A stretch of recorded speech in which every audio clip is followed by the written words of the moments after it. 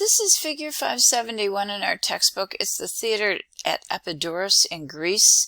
It was constructed around 550 BCE, so you could link it to the late classical. Our textbook is pushing it into the Hellenistic, and I think both of them work. It is an open-air theater. It is constructed in stone, so it tells us that the people who made it cared about its construction. And in fact, it remains the best preserved of all of the Greek temples today, and it's still in use in Greece. So if you go there, you can probably listen to a performance. It is traced back, however, to much earlier construction. The earlier construction was not quite as grand. It was made out of wood, so think wooden benches pressed into the hillside. These wooden benches would have been embedded into the landscape the way the stone seats are here. It becomes one with nature, and it is the landscape that supports the open-air theater. It does radiate in a semicircle. We'll see that a little more clearly in a moment. This is essentially a Greek creation. It is a monument, then, that documents change from the past when the theater was made out of, I'm going to say, lesser materials, to a greater emphasis on the construction of theaters in the late classical and in the Hellenistic period when they're being made out of stone. What that suggests to us is an increased importance of the theater. And it may be because the theaters themselves were dedicated to the god Dionysus. And in these less stable certain times, there may have been a greater desire to be able to connect with the god Dionysus.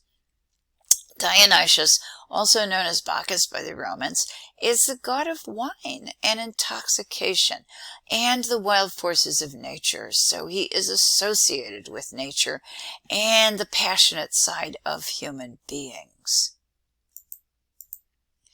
This is another view of our theater, and you can more clearly see the semicircular nature of it. It was constructed with 55 rows of seats, even though it is essentially dedicated to an irrational god, the god of wine Dionysus.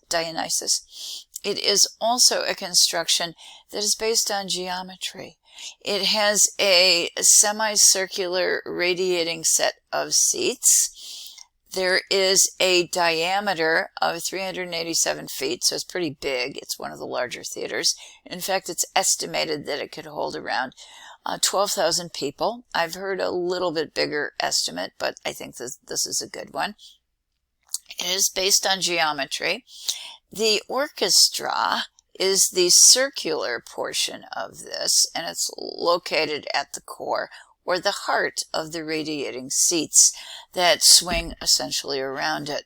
The orchestra is the place where the performers would engage in presenting to the audience, so you probably would have a good view of the performers.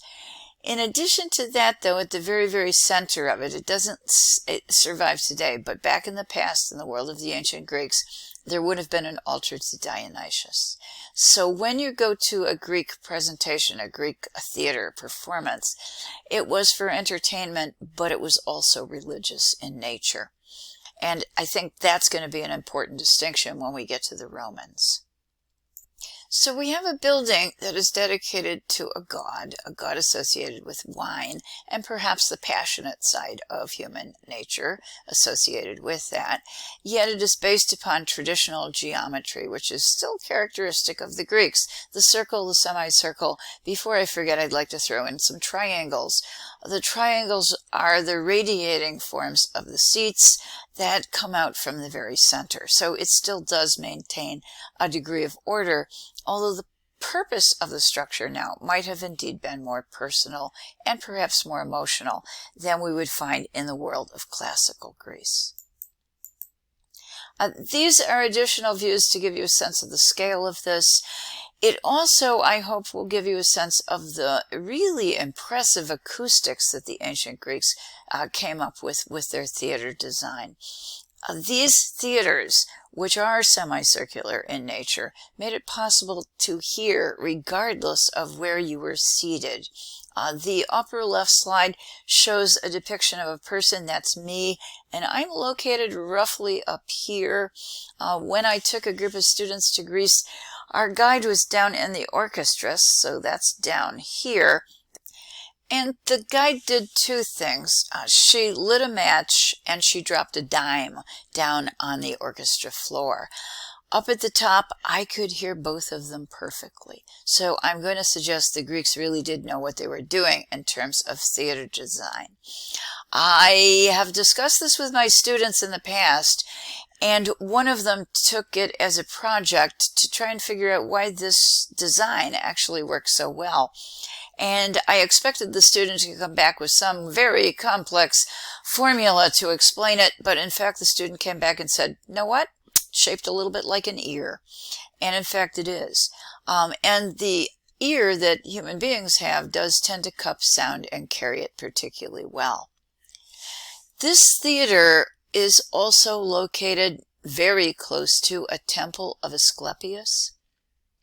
Asclepius was a faith-healing god who became increasingly a popular figure in the late classical and Hellenistic period. There was also an oracle here, so you could go and actually talk to the god through the oracle to see if you could find out what you could do to improve your health, perhaps to live longer.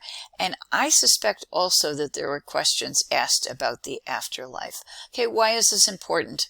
Well, the Theater to Dionysus is clearly linked to the temple associated with Asclepius. Both of these divine beings would provide reassurance to Greeks in periods of unsettled times. And I think that accounts in part for the growth of the importance of the theater and the importance of the god Dionysus.